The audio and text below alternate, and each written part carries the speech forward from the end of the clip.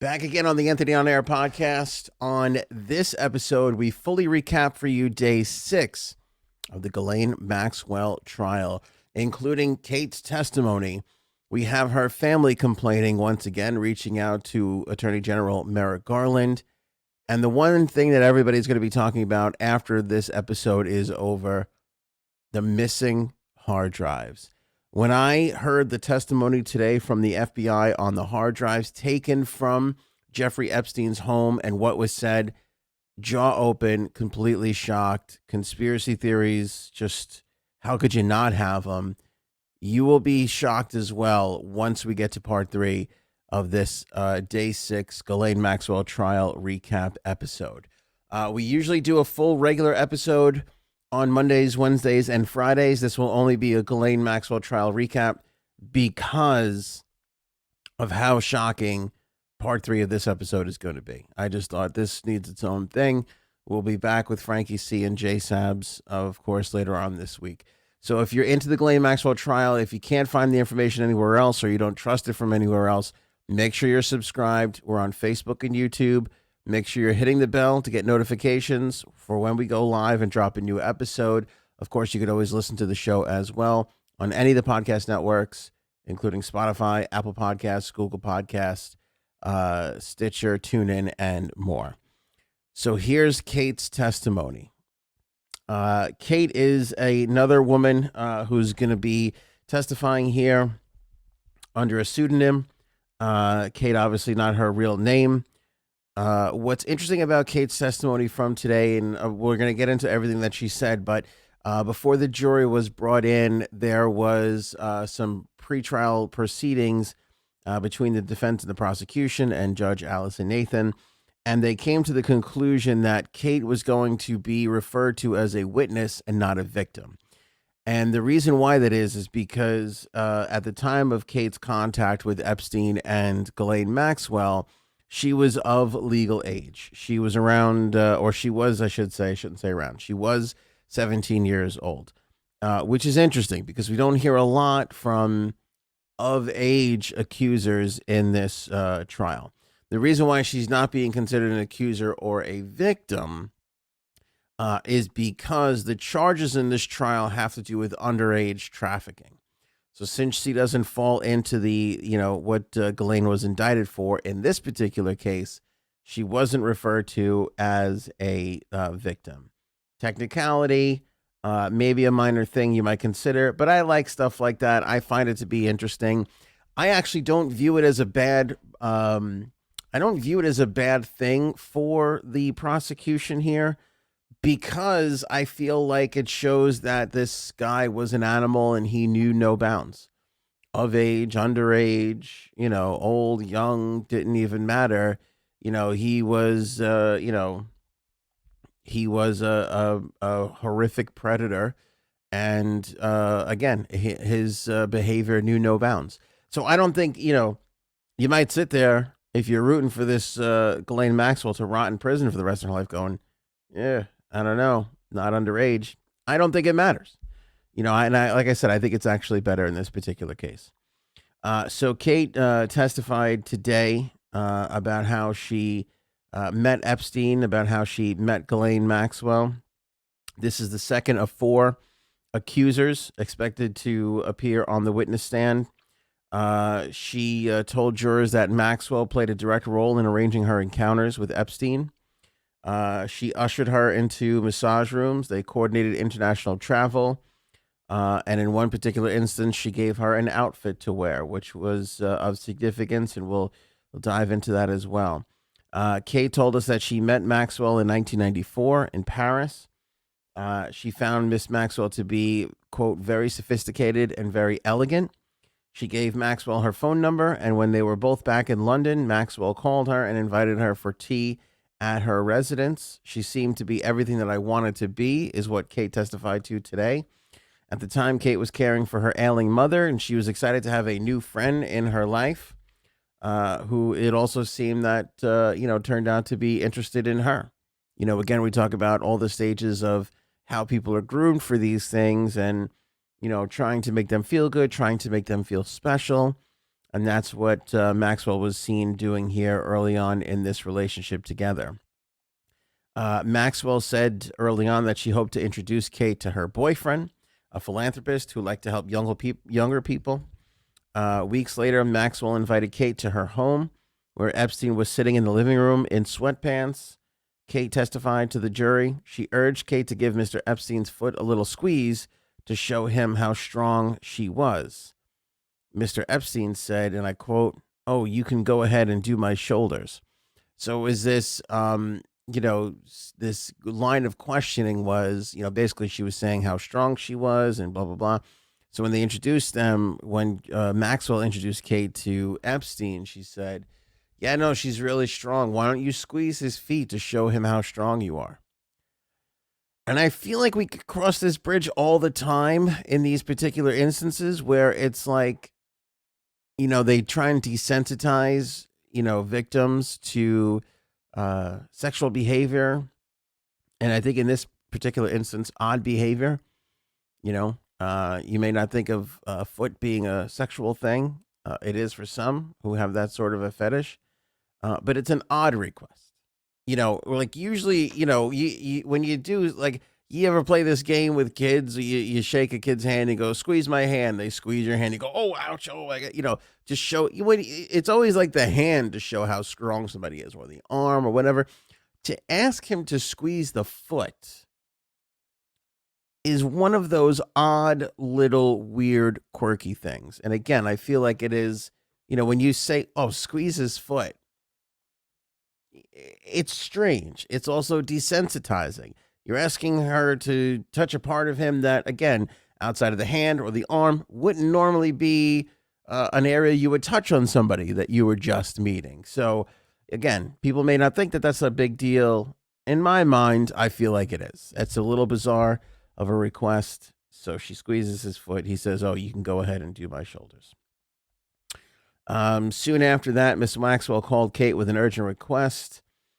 Kate recalled saying to the jury Mr. Epstein was there and his masseuse had canceled.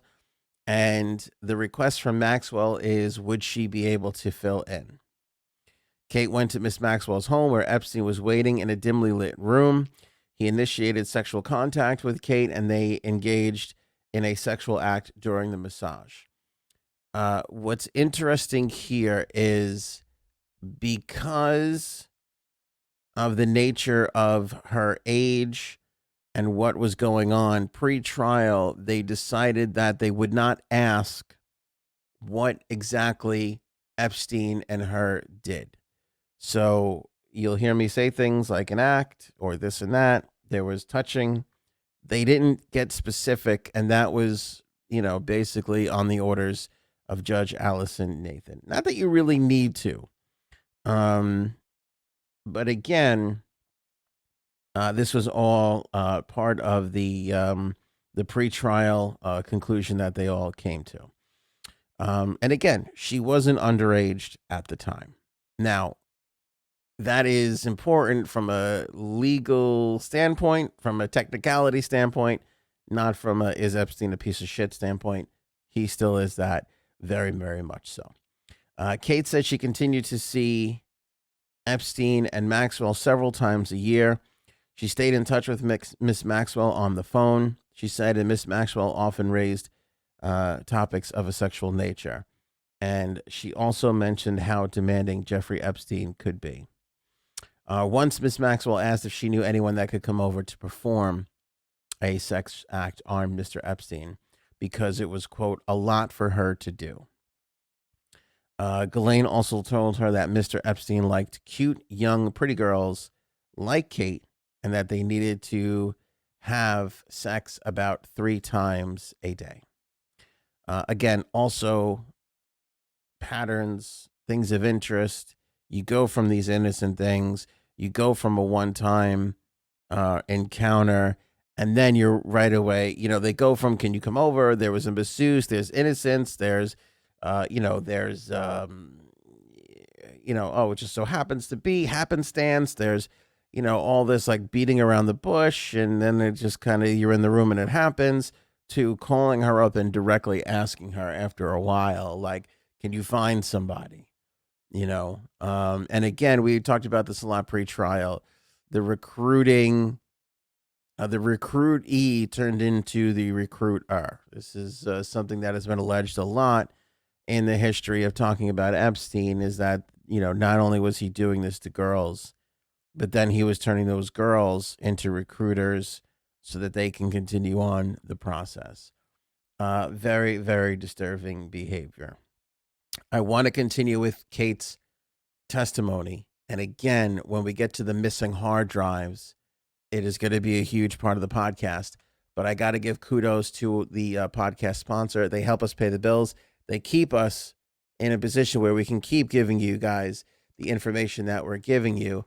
And that's our good pals over at Jumpstart Coffee Company. One of the many reasons why I love Jumpstart Coffee Company is not only because it's great coffee, they also support a great cause, the Navy SEAL Foundation. So as our Navy SEALs fight for our freedoms and return back to normal life, they need help. They're in situations where they could use a little extra help all around. The Navy SEAL Foundation provides that, and Jumpstart Coffee Company takes 50% of their profits and gives it to the Navy SEAL Foundation. Their profits. I mean, could you imagine if companies in the world would give half of what they made to incredible causes like the Navy SEAL Foundation? Incredible causes to help people who help keep us all free. We'd be living in a much better place. Not every company is like Jumpstart Coffee Company. That's why I want you to support them. If you're enjoying the podcast and these Ghislaine Maxwell updates and the trial coverage that we're doing, pick up a bag or two. They make a great holiday gift, whether you're doing Secret Santa. We just wrapped up Hanukkah, so belated Hanukkah gifts. But you know what I love about it too? People are always looking for gifts for their coworkers. Like I said, Secret Santa, or if you're a small business owner, grab a couple of these, and you can throw it around to the whole company. You got 20 employees, 30, 40, 50 employees. They're all going to be better and more productive in your company if they're making that Jumpstart coffee at home before they hop into work. Save 15% when you use the promo code AOA15, only if you order with the link in the description of this episode. Click the link in the description, or you can click the Jumpstart Coffee Company banner over at anthonyonair.com. That's our website, anthonyonair.com. Appreciate everybody for supporting the podcast by purchasing some Jumpstart Coffee Company, supporting our heroes, the Navy SEAL Foundation. They just do some extraordinary work. I didn't mention that it is amazing coffee. I mean, amazing coffee. I'm holding up the dark roast blend here. I also love the medium roast. They have an espresso blend. They have a decaf blend if that's your thing. So again, click the link in the description below. Show some support for us here as we recap the Ghislaine Maxwell trial. All right, day 6 testimony with Kate continuing. They talked about this outfit. Kate said that she gave Epstein sexualized massages in London, Palm Beach, and New York, and on his island in the U.S. Virgin Islands, saying she traveled on commercial flights with tickets arranged for her by Miss Maxwell. She said her contact ended when she was in her early 30s. One time she was staying at Epstein's Palm Beach home, she found what she described as a schoolgirl outfit laid out for her in the guest room bed. When she asked Miss Maxwell what it was for, Miss Maxwell said, "I thought it would be fun for you to take Jeffrey his tea in this outfit." Kate put the outfit on. Miss Maxwell gave her a tray. She found Epstein by the pool. He initiated a sex act with her.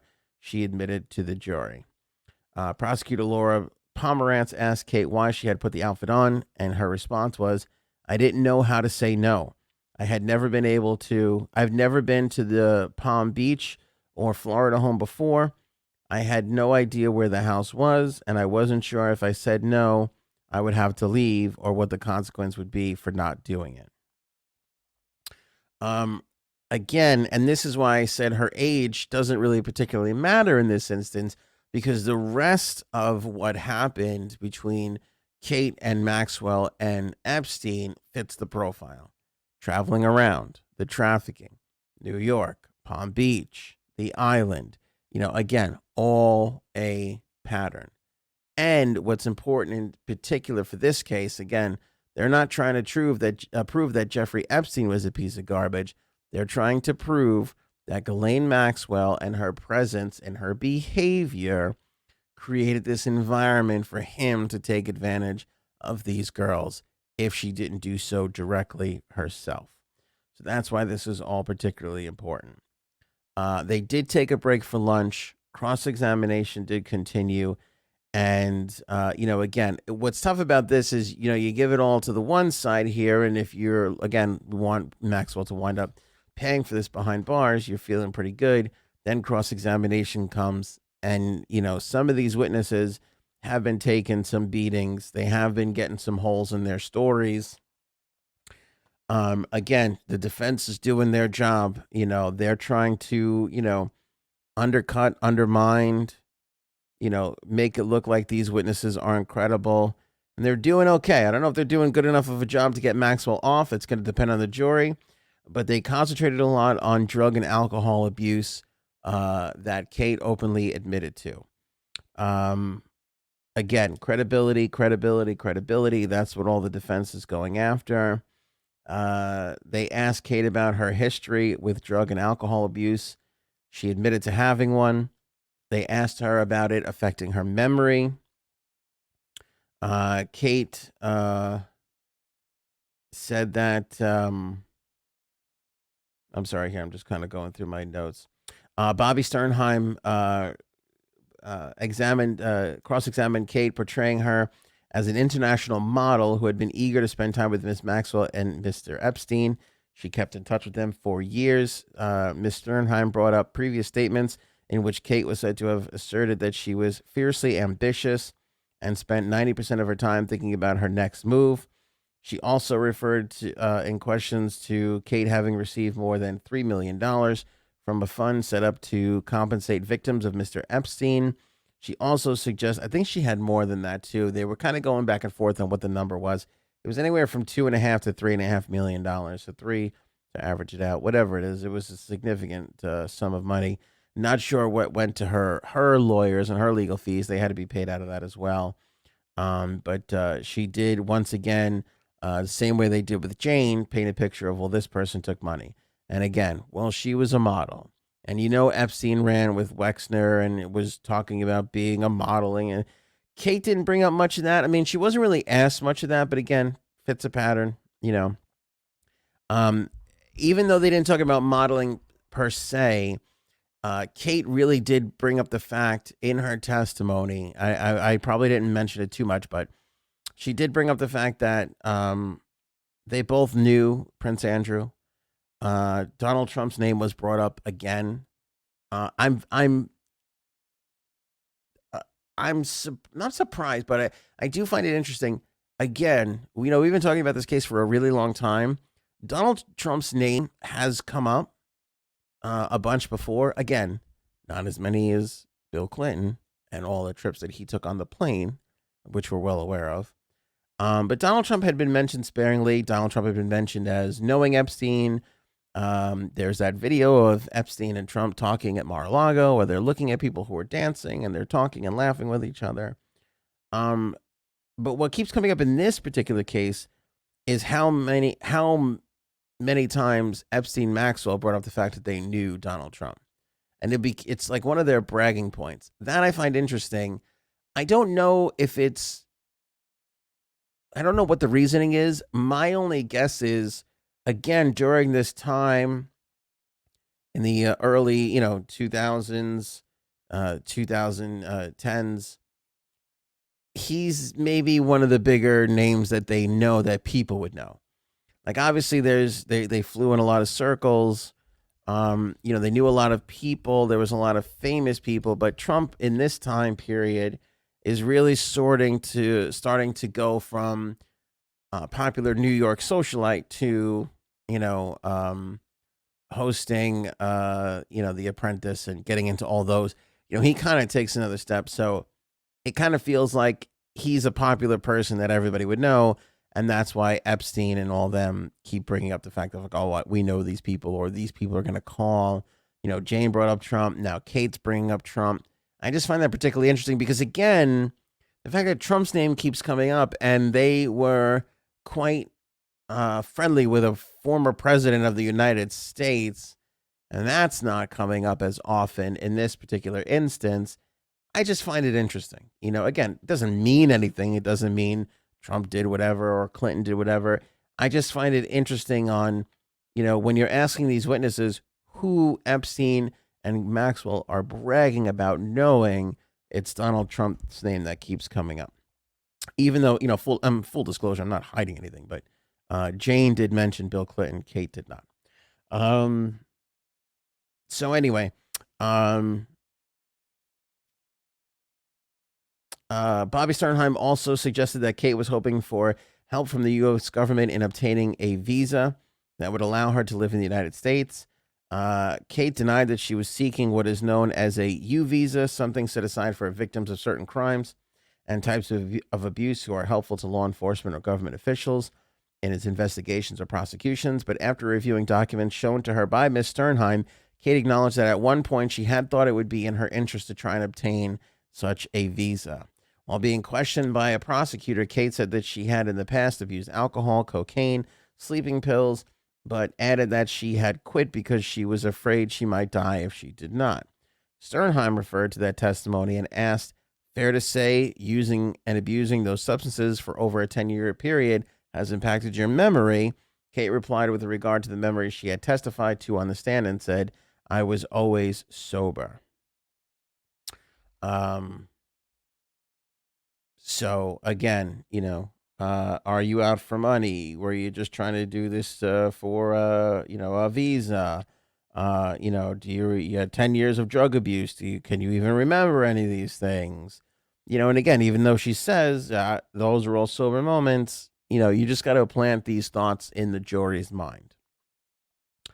So that was Kate's testimony there. And the thing is, because they talked about the fact that she was a model.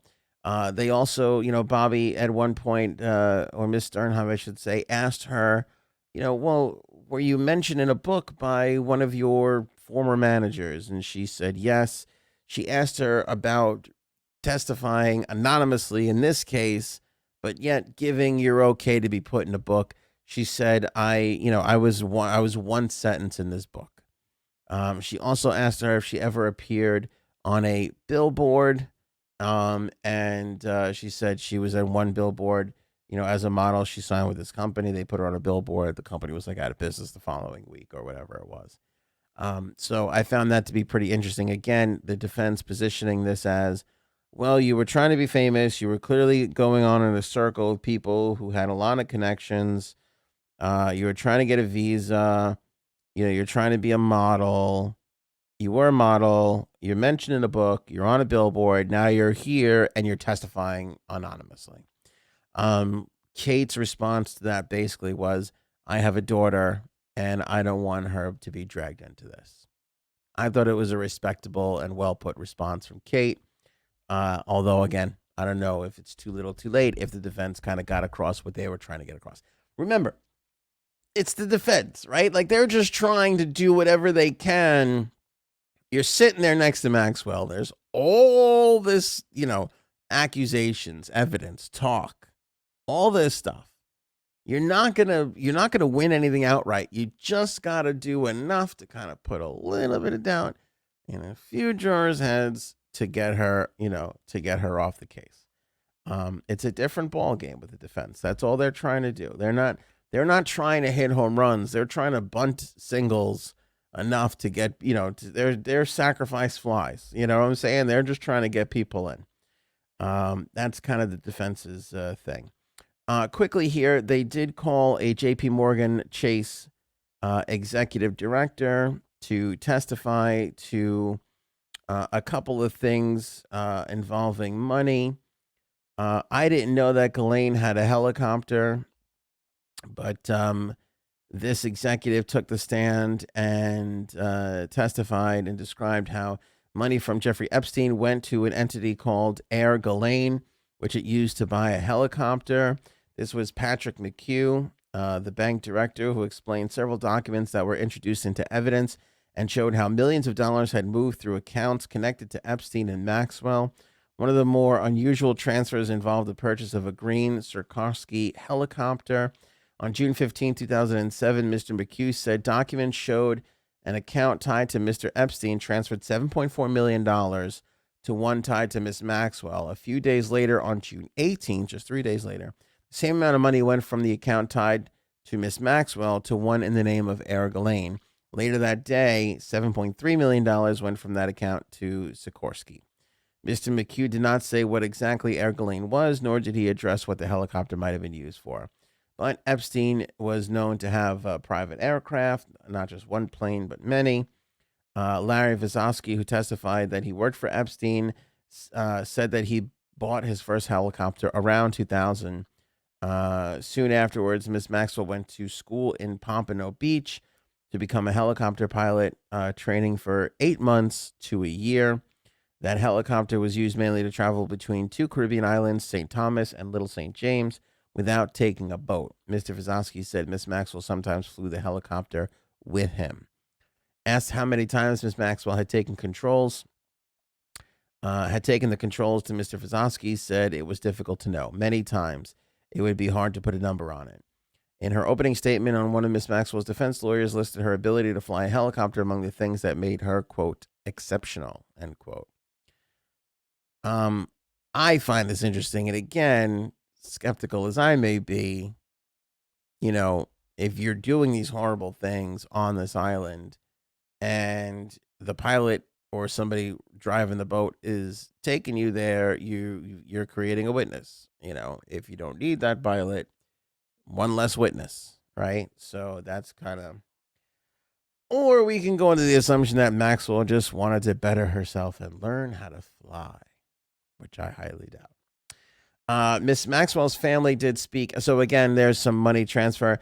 He also testified to large sums of money being moved over to Ghislaine Maxwell, tens of millions of dollars being moved into her account, in addition to the $7.4 million, which I do find is interesting because there was a report months ago that the most money Epstein ever really gave her was around $100,000 a year.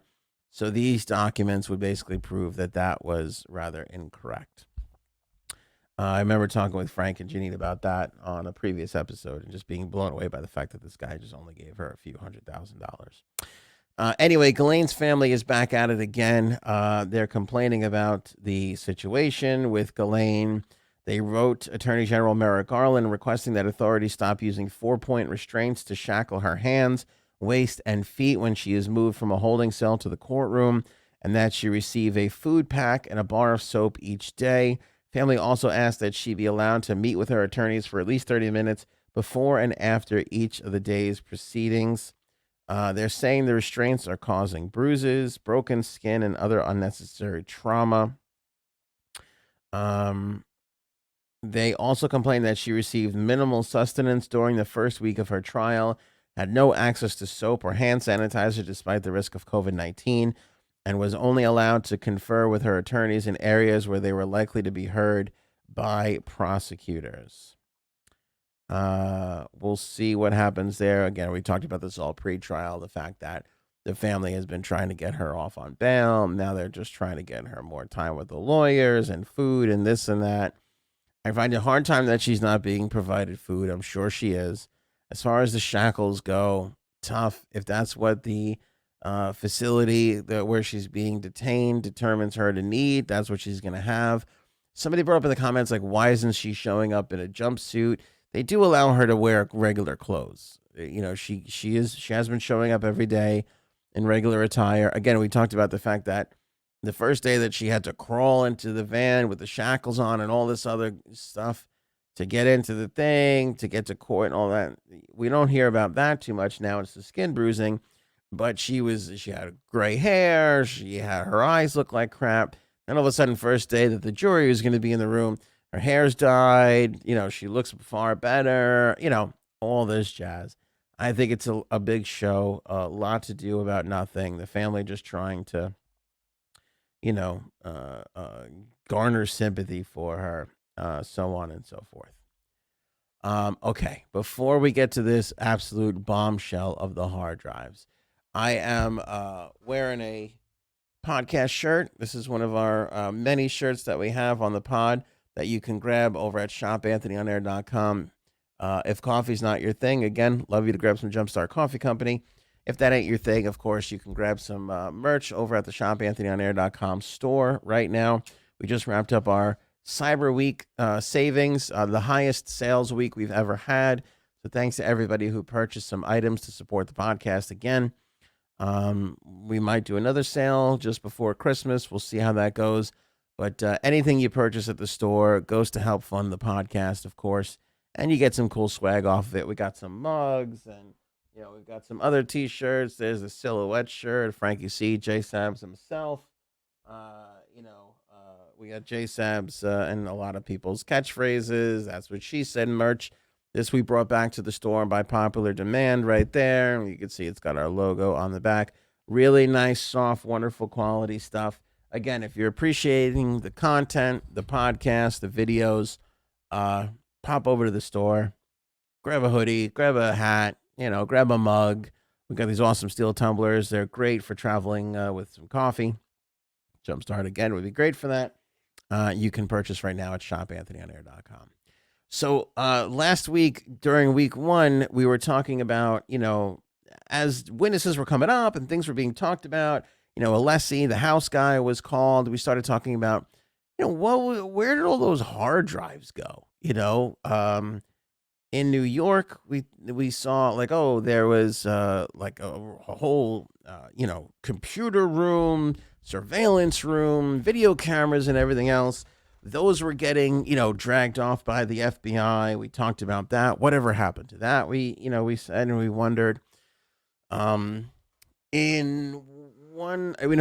testimony last week, he talked about the fact that the police raided the house in Palm Beach, and we brought up the fact that there were computers, sitting in this room like monitors with the towers missing.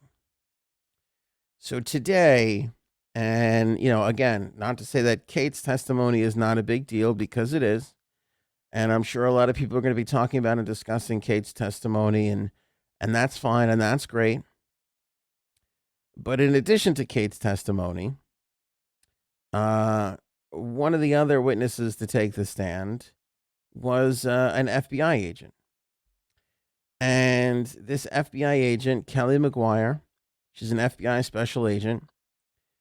She was in charge of the Epstein raid on his Manhattan home in July of 2019. She said some insanely interesting things. One of which, again, we'll go into fully. When they confiscated hard drives from his Manhattan residence, they were already labeled as evidence by the FBI. Picture this. FBI goes in and raids this house. They find a bunch of hard drives. They go to collect said hard drives. There's more to this part that you're going to be really shocked and pissed off about. And they go and look at it, and there's already police tape and evidence tape on these items. I mean, what kind of, you talk about conspiracy theories, what kind of sick and twisted stuff went on here? And you have, by all accounts, some wonderful people in the FBI, like this Kelly McGuire. When you hear her talk about, what they tried to do and what she, tried to get done. Again, I think back to some of the people down at Palm Beach. The police chief at Palm Beach kept the Epstein investigation as secret as he possibly could, because he knew how powerful Epstein was and the powerful people and how they would try and help him. So he went on in secret doing this investigation for months and months and months, so that when it came time to spring into action, they would have everything and hopefully catch this guy by surprise. Give everything over as much as he could to the media. Julie K. Brown, shout out. Miami Herald, way to go early on. Investigation. Still doing great investigative work. So that the influence, the high society, couldn't keep this quiet. But when I go into the details of Kelly's testimony here, Miss McGuire's testimony, you're going to be shocked. You're going to absolutely be shocked by some of these things that I'm about to share with you. McGuire, FBI special agent, leader of the team that searched Epstein's home July 6th and 7th, testified today about what the team found when they executed on that search warrant. The search was conducted as part of a warrant executed a few days before at Epstein's arrest on sex trafficking charges. McGuire said her team forced their way into the building after no one answered when they rang the bell. This is the Manhattan home. Federal prosecutors previously alluded to the contents of the safe that was found in the home. The agents said that they used a saw to unlock the safe that they discovered in his home. Inside that safe, they found hard drives, CDs, diamonds, passports, all belonging to Epstein. Federal prosecutors previously alluded to the contents of the safe in 2019 when they sought to have a judge deny Epstein's bail application later that month. Remember, that was the story. He has multiple passports. You can't let him go out on bail. They said agents found $70,000 in cash, 48 loose diamonds, other sorts of jewelry, and a passport from a foreign country with a picture of Epstein under a separate name. I mean, you can all see the playbook there, right? 70 grand in cash and a bunch of diamonds that he has to sell if he's on the run, so on and so forth. This is the first time the Justice Department officials mention hard drives in the safe. It's also the first time officials have described the inside of Epstein's 8-story, 19,000 square foot home, discussed the CDs filled with photos elsewhere in the building. Prosecutors say that obviously in this home, Maxwell, Epstein, horrible things, traffic girls, this home, London, Virgin Islands, so on and so forth. McGuire, who is a member of the FBI Child Exploitation and Human Trafficking Task Force, testified today that her team found the safe in a dressing room on the building's 5th floor. The mansion had 40 rooms. We don't know this information until today. 40 rooms, and it took her team 12 full hours to fully search. Here's where things get interesting. Prosecution asked, you find the safe. How'd you get in? Kelly McGuire says, we brought a saw. No worries. We see the safe. We bring a saw. Had a saw on hand. Prosecutors showed jurors and members of the public a photo of the safe dragged by FBI agents to the middle of the dressing room. The hard drives, McGuire said, were found inside. So they cut this safe open, pull out the hard drives, the jewelry, the diamonds, the CDs, multiple passports. McGuire said the scope of the search warrant didn't permit the agents to seize the hard drives and the CDs. They could search the premises. They could see what they find.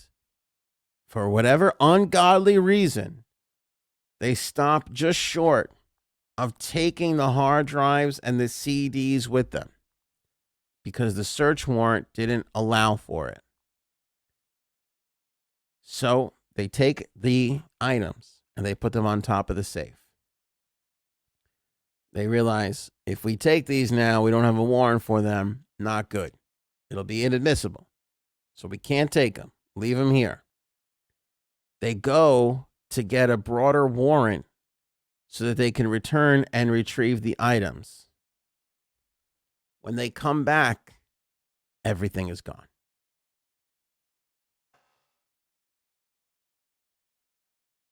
I'll let that sit there for a little while. I'll let that sit there. They come back. Here's CDs, obviously with data. This wasn't the best of Barry Manilow on these CDs, okay? They're obviously, they're CDRs, right? They got data on them. They come back, CDs, hard drives, everything gone. Gone. Where could they go? And do we know where they went? Yes, we do. I know where they went. But just think about this. And I'm not slamming Kelly here because I feel like Kelly McGuire, member of the FBI exploitation, I'm going to assume and believe that she was a good person. And she is a good person. That's what I'm going under the assumption. Is there shenanigans going on here by authorities, people of our Department of Justice, government, FBI, whatever you want to call it? I can't help but think there's not. But I don't want to point fingers at this Kelly McGuire because, again, she showed up and she testified and she did something very smart. Don't take that stuff if you don't have a warrant to cover your rear end because, again, that stuff will be inadmissible. And then you can have the keys to the castle of putting all these people away and blow it by some stupid little technicality like that. So I give Kelly credit there. She stopped where she was supposed to. Where I don't completely love is why wasn't somebody left behind to watch that stuff? Why? If you find now again, picture this. Be realistic here. There's 40 rooms in this thing. She says it took them 12 hours.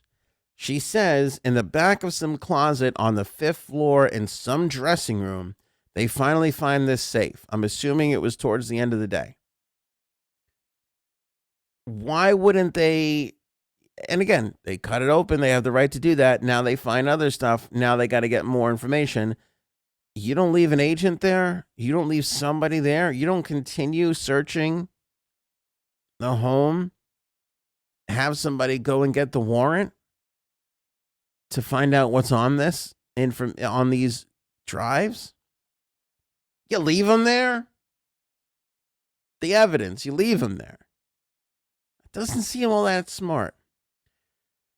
So they go back to the house. Where's this? Stuff's gone. McGuire calls up Richard Kahn, one of Epstein's attorneys, informs him that she has a warrant for the hard drives and the CDs. Tells him the hard drives and the CDs aren't on top of the safe anymore. Mr. Kahn, where are they? Kahn says, hold on, I'll get back to you. Kahn shows up at her office minutes later with 2 suitcases carrying the items. McGuire said the members of her team checked to ensure that they were the same hard drives and CDs that they found during the first search warrant execution. They were. But still, you left these things. I don't know exactly how long this is, but how long do you need with this information? How long do you need to take some things off of a hard drive? Not too long. You know what I mean? Not too long. I don't know how well Kelly, indexed all these things. I mean, it looks like she got most of what she wanted back. But it seems like, could there have been one really important CD missing? I mean, this seems like vital information to just let go. You know what I'm saying? Like, just think about the series of events. Oh, we found some hard drives and CDs. We couldn't take them, so we left them there. And we went back, they were gone. But don't worry, because Epstein's lawyer happily brought them back to us after several hours of them being completely out of our sight. What? I got more. I got a lot more. The last thing I say before I leave you is going to make you happy. I know this to be true. So several photos that were inside Epstein's home, including pictures of a marbled floor entrance hall with a large dark wooden staircase and a gilded fireplace, a room with a massage table, a hideous yellow blue pattern wallpaper and dark pink curtains, closet in the closets, several photos of the house, pictures of binders. That there were photo binders. They were submitted as evidence. Some of it was blacked out though today, because Judge Allison Nathan ruled that identifying information for third parties was on these binders.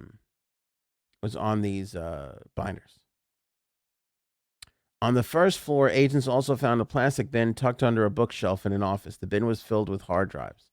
The hard drives had tamper-proof evidence tape on them when the FBI found them. So hard drives in the safe, bin, first floor office, under a bookshelf, hard drives. On those hard drives, tamper-proof evidence tape from the FBI. This is what McGuire testified to today.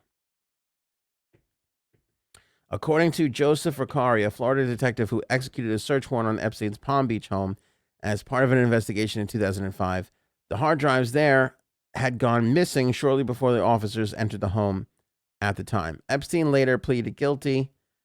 In that particular case, Ricari told the Miami Herald, Julie K. Brown, shout out Julie K., 6 computer hard drives in the house had been hastily removed, leaving dangling wires attached to monitors in several areas of the house. It is unclear if the hard drives found in the office in New York are the same hard drives that he was talking about that were missing from Miami. Well, does it even fucking matter? Because if they are, that sucks. And if they aren't, then they're a total different set of hard drives that we don't even know about. Still sucks. I mean, think about this. If this guy goes in to raid this house in Palm Beach 2005 and the hard drives are all gone, was that from another FBI raid that nobody seems to know about? Was that put somewhere? Did somebody grab them and then they, I don't know. Who knows? Is there a whole nother FBI raid on one of this guy's properties that somebody high up in the government, FBI, CIA, Bill Clinton himself, what the fuck do I know? These are all allegations. I'm spitballing here. Goes in, has somebody go into a evidence closet, take that shit back and hand it back to Epstein as a thank you for God knows what favor was done. All alleged, all speculation, just playing games and having fun here, kids. Just throwing some ideas around. I'm not saying anything. I'm not alleging anything. I'm playing devil's advocate, he said, she said, wondering out loud games. They wind up going back to now Epstein just has him. Evidence logged at some point. God knows, but now they're back in his house with FBI evidence tape on them. I mean, you have to think about what kind of a crazy, insane lifestyle this guy was living, where he had FBI tamper-proof evidence tape on hard drive that he just like, stick these under the bookshelf in the office. What? What is going on? What is going on? Before she stepped down from the witness stand Monday afternoon, McGuire testified she didn't know why some were already marked as evidence. I mean, come on. Again, I like a good old conspiracy theory. I'm no Alex Jones. I like a good old conspiracy theory like the next. They tend to be very, very entertaining. But this part of this story just leaves me flabbergasted. I mean, the fact that there is not a massive investigation into this, the sweetheart deal from Acosta.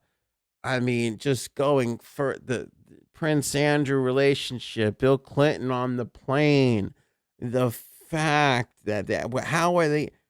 I mean, look, finally, it's a civil matter between Virginia Giuffre and Prince Andrew, but finally this guy is being served with a subpoena, and he's going to have to appear in court, testify, do something, Prince Andrew.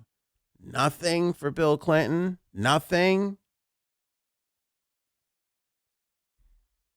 This story pops today. There was evidence. There was FBI evidence tape laden hard drives just tucked away under a bookshelf in the office. Nothing. Is this? I mean, you're gonna have to help me out and check here because I don't watch CNN and I don't watch Fox News or Newsmax or MSNBC or any of those other shit shows. Or your local 6 o'clock news, or your national CBS, NBC, ABC news stories who do lovely work, PBS NewsHour. I didn't catch any of them today. But was this not the lead fucking story? Was this not the most important? I looked around. What are the other things that happened today? Chris Cuomo got fired. Big whoop. Big whoop. Kamala Harris staffer says he's happy. That's the big viral thing on Twitter today. Okay. All right. Jesse Smollett took the stand and said it wasn't a hoax. Okay. Fine. Now, this is not the lead story on all the news channels, or the biggest thing trending on Twitter is beyond me. I mean, beyond me. And forget that, but also the hard drives from the safe that were taken and then given back. The ones missing from my,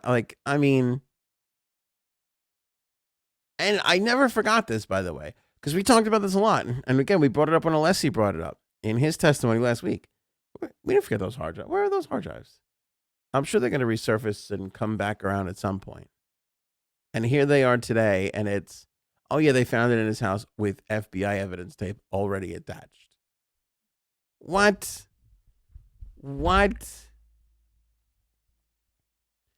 If you're on the edge of your seat, you're thoroughly annoyed, and you're like, where is this going?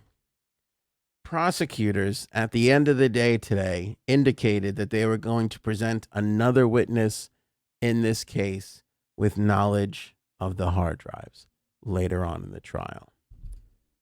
That's the little glimmer of hope that we're sticking to right now that's going to keep us going throughout the rest of this. That is an unbelievable little anecdote to leave you off with. Want to thank our sponsors, Jumpstart Coffee Company. Again, grab some dry roast blend for you here, dark roast. We got the medium roast, the espresso blend, the decaf blend. You'll be supporting the podcast. If you buy this, you'll be supporting the Navy SEALs, because 50% of Jumpstart Coffee Company's profits go to the Navy SEAL Foundation. That is huge. And I can save you 15% right now when you use the promo code AOA15. Again, they make a great gift item for Secret Santa, Yankee Swap, whatever you're going to get at work. $12 a bag. It is the best coffee you are ever going to have. I guarantee that.